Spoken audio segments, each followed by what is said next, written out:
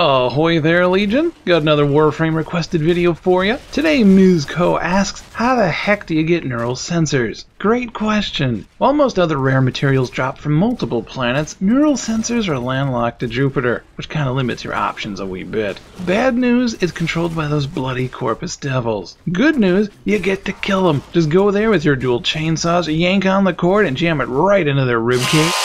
You can passively acquire those sensors via extractors, which we have a guide on right here, and plain old passive farming. You go to Jupiter and kill you some Corpus, and eventually some drop, but you don't really pay any attention. You just like doing missions on Jupiter, so the neurals are a bonus. And both of those methods work just fine in the long run, but say you need those sensors right now, and you don't have enough saved, or even any at all. In that case, we need to get a bit more active, and your two options then are quantity versus quality. Quantity works much like the passive method, but instead of doing anything on Jupiter, you focus on the defense, survival, and interception missions. While the odds of enemies dropping a rare resource are low, after a few hundred or even a few thousand, one's gonna drop eventually. The longer you stay, the more spawns you gotta deal with, and thus the higher odds of getting some neurals for you. Quality focuses it down to just one enemy in particular, the planetary boss, in this case Alid. Bosses have a much higher percentage to drop the rare resource, but it isn't guaranteed and you need to actually kill them in the first place. Depending on loadout, this ranges from difficult to boring, but there is an even better option, though it comes down to luck and timing. When infested spread their freaky deaky space funk across the system, they occasionally take over the boss node. When this happens, you have the option to run forward instead of that original boss, and in Alid's case, this is an upgrade. Forward's not a pushover, but he's far less annoying and still has the great odds of dropping the treasured sensors. And if you're wondering, yes, I has the maths to prove it. I ran him 10 times back to back. Dedication, Legion.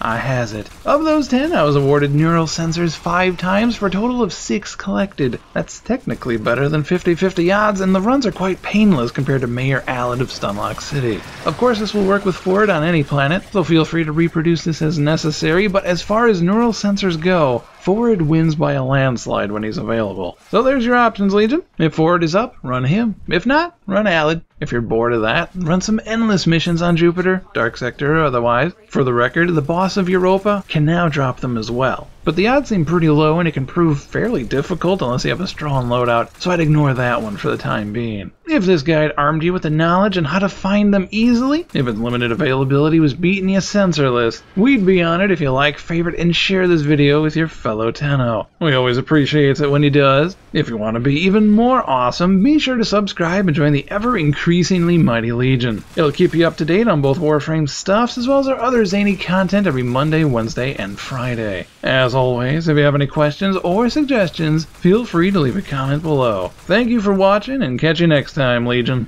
Take care.